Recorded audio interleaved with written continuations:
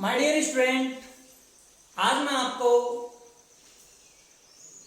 केंचुए के श्वसन तंत्र का अध्ययन कराऊंगा। ठीक बेटा, हमने देखा है कि यदि कोई प्राणी है, अगर कोई जीव है तो उसमें जीवन निश्चित होता है, और अगर उसमें जीवन है तो निश्चित है उसमें विभिन्न प्रकार की उपापचय क्रियाएं होती है। और केंचुआ भी एक जीवित जीव है, इसके कारण इसमें शरीर संगठन अंग तंत्र प्रकार का पाया जाता है। तो हम देखते हैं कि इसमें एक से अधिक विभिन्न प्रकार के तंत्र पाए जाते हैं। तो बेटा, हम केंचुए के आज एक छोटे से तंत्र का अध्ययन करेंगे जिसका नाम है श्वसन तंत्र। ध्यान रहे बेटा, पहली बात आती है श्वसन क्या है। भाई, श्वसन तंत्र का अध्ययन तो हम बाद में करेंगे, पहले हमारी सबसे पहली डेफिनेशन बनती है श्वसन क्या है। वायुमंडल की ऑक्सीजन को हमारे शरीर में ले लिया जाता है, ग्रहण कर लिया जाता है।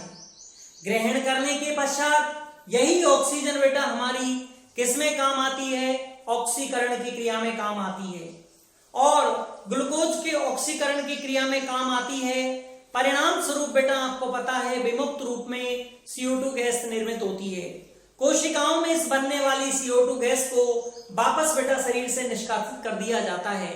तो सेंस केवल दो शब्दों का निकला कि वायुमंडलीय ऑक्सीजन और शरीर की कोशिकाओं में उत्पन्न CO2, उन दोनों का जो आदान प्रदान होता है, जो विनिमय होता है, इस गैसों के विनिमय की क्रिया को ही श्वसन कहा जाता है, श्वासन कहा जाता है, ब्रीथिंग कहा जाता है। तो बेटा, आपके ये तो बात समझ में आ गई कि वायुमंडलीय ऑक्सीजन गैस का शरीर में जाना और ऑक्सीकरण की क्रिया के परिणाम स्वरूप निर्मित CO2 गैस का शरीर से बाहर निकलना, इस प्रकार के गैसों के आदान प्रदान और गैस विनिमय की जो क्रिया है उसी को हम क्या कहते हैं? श्वसन। लेकिन बेटा, आज बात आती है कि केंचुए में जो श्वसन है वो किस प्रकार से संपन्न होता है। तो मैं बता देता हूं बेटा, केंचुए में श्वसन की क्रिया तो होती है, लेकिन श्वसन तंत्र विकसित प्रकार का नहीं पाया जाता है। इस श्वसन तंत्र के लिए कोई विशिष्ट अंग नहीं पाए जाते हैं। केंचुए में जो श्वसन का कार्य है बेटा, वो शरीर की सतह के द्वारा ही संपन्न होता है। तो आपका एक प्रश्न तो ये बन गया बेटा कि केंचुए में श्वसन का कार्य किस ऑर्गन के द्वारा संपन्न होता है? तो बेटा, बॉडी सरफेस के द्वारा, शरीर की सतह के द्वारा श्वसन का कार्य संपन्न होता है। अब बात आती है बेटा कि शरीर में, केंचुए के शरीर में श्वसन का कार्य शरीर की सतह द्वारा होता है, और वो कौन सी क्रिया के द्वारा होता है बेटा? विसरण, डिफ्यूजन। विसरण क्या है? अधिक सांद्रता से कम सांद्रता की ओर पदार्थों के गमन करने के गुण को कहते हैं बेटा विसरण। ये विसरण की जो विधि है ये श्वसन की क्रिया में यहां पर लागू होती है। क्यों? वायुमंडल में ऑक्सीजन ज्यादा है, शरीर में बेटा ऑक्सीजन कम होती है। तो वायुमंडल की जो ऑक्सीजन है वो शरीर की सतह के द्वारा बेटा अंदर प्रवेश कर जाए, और अंदर निर्मित जो CO2 है वो वायुमंडल में CO2 कम होती है, इस कारण से शरीर से बाहर निकल जाए। तो अधिक जो सांद्रता है ऑक्सीजन की, वहां से तो ऑक्सीजन शरीर के अंदर प्रवेश कर जाती है, और ऑक्सीकरण की क्रिया के द्वारा जो निर्मुक्त हुई है शरीर में कौन? CO2 की सांद्रता बॉडी में ज्यादा होती है, वायुमंडल में कम होती है, इसलिए बॉडी से CO2 का बाहर निकल जाना। तो कहने का अर्थ है बेटा, अधिक हाई कॉन्सेंट्रेशन से लो कॉन्सेंट्रेशन, कम सांद्रता की और पदार्थों के जो गमन की क्रिया होती है उसे विसरण कहते हैं।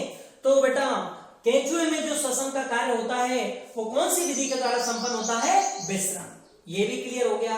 अब कि सर, श्वसन का जो कार्य है इसमें इसकी जो त्वचा है वो किस प्रकार से अपनी भूमिका अदा करती है? तो मैं बेटा बता देता हूं आपको कि केंचुए की जो त्वचा होती है वो सदैव नम, गीली बनी, नम युक्त बनी रहती है, नमी युक्त बनी रहती है। क्यों? क्योंकि बेटा श्लेष्मा और जो देह में ये द्रव होता है वो हमेशा त्वचा को हमेशा नम और गीली बनाए रखता है। इस श्लेष्मा के द्वारा, म्यूकस के द्वारा, देही हुई द्रव के द्वारा बेटा त्वचा हमेशा गीली और नम बनी रहती है। इसी कारण से ये शरीर में श्वसन की क्रिया में अपनी भूमिका को अदा करती है। रही बात बेटा, आपको मैं बता देता हूं कि श्वसन की क्रिया में जो वायुमंडल से ऑक्सीजन आती है वो एक रुधिर वर्णक पाया जाता है, हमारी बॉडी के अंदर भी पाया जाता है हीमोग्लोबिन, और केंचुए की बॉडी के अंदर भी पाया जाता है। ये हीमोग्लोबिन एक श्वसन वर्णक होता है बेटा, ध्यान रहे आपको, जो कि ऑक्सीजन गैस के परमाणुओं को, ऑक्सीजन के परमाणुओं को अपने साथ शरीर के विभिन्न भागों की कोशिकाओं तक ले जाने में सहायता करता है।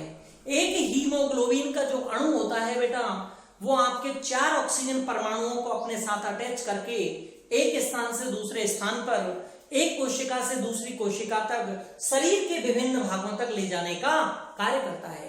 तो हीमोग्लोबिन बेटा श्वसन वर्णक होता है, किसमें? केंचुए में, जो कि बेटा श्वसन की क्रिया में ऑक्सीजन को विभिन्न भागों तक ले जाने का कार्य करता है।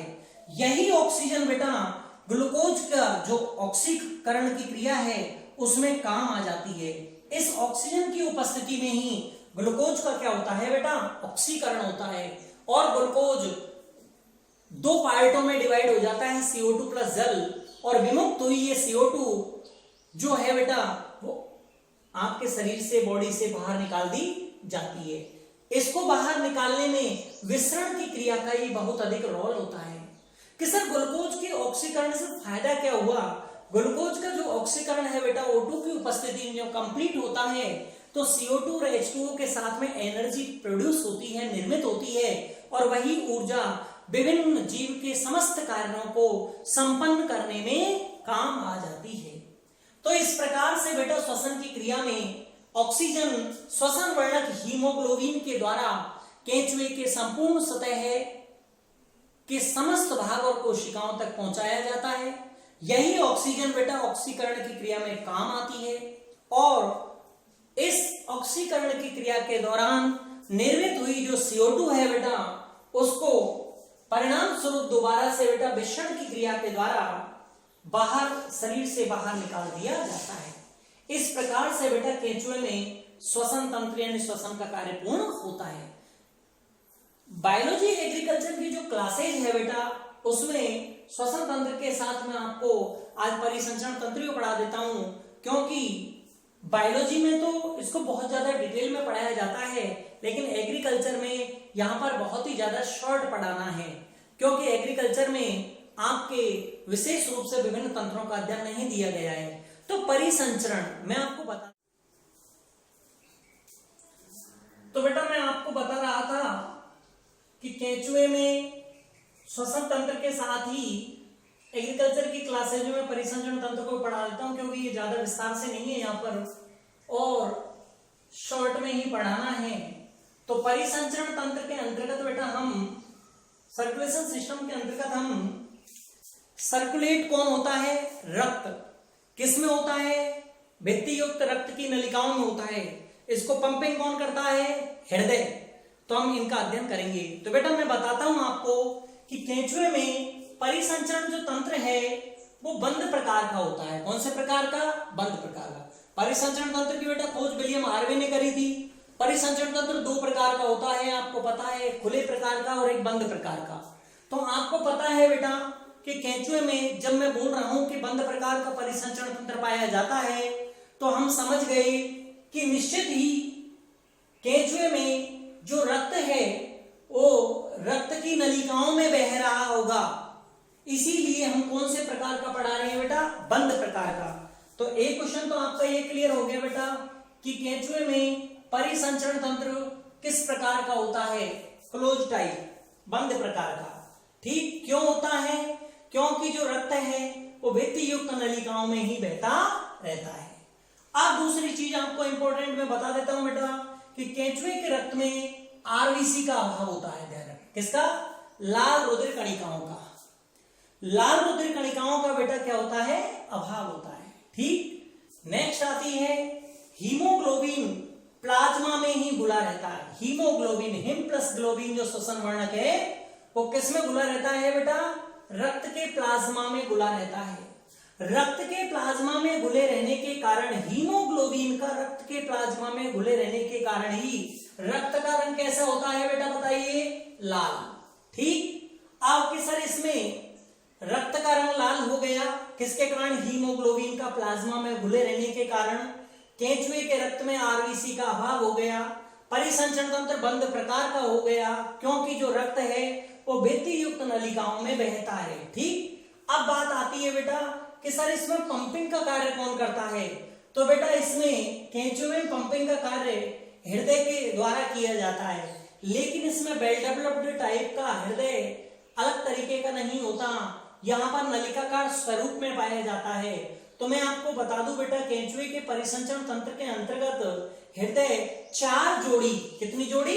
4 जोड़ी नलिकाकार आकार में पेशीय मस्कुलर है, स्पंदनशील है, स्पंदन वीट है बेटा उसमें, अर्थात स्पंदन कर रहा है, कपाट युक्त है, इस रूप में पाया जाता है। तो मैंने बोला बेटा आपको कि केंचुए के परिसंचरण तंत्र में हृदय कितने जोड़ी? 4 जोड़ी है, जो कि नलिकाकार आकार में पेशीय स्पंदनशील कपाट के रूप में पाया जाता है। और कौन कौन से खंडों में होता है ये? 7वें, 9वें, 12वें और 13वें, इन खंडों में ये चारों जोड़ी हृदय नलिकाकार स्वरूप में पाए जाते हैं। और हृदय के द्वारा ही पंपिंग करते हुए रक्त का परिसंचरण किया जाता है, परिवहन किया जाता है, रक्त को धकेला जाता है, और यह रक्त भित्ति युक्त नलिकाओं में बहता है। तो आपको समझ में आ गया बेटा कि हृदय के द्वारा प्लस रक्त के द्वारा और रक्त वाहिनी नलिकाओं के द्वारा, रक्त नलिकाओं के द्वारा एक तंत्र का निर्माण हो गया। और यही तंत्र बेटा आपको पता है किसके रूप में? परिसंचरण तंत्र के रूप में, या परिसंचरण तंत्र का निर्माण करता है।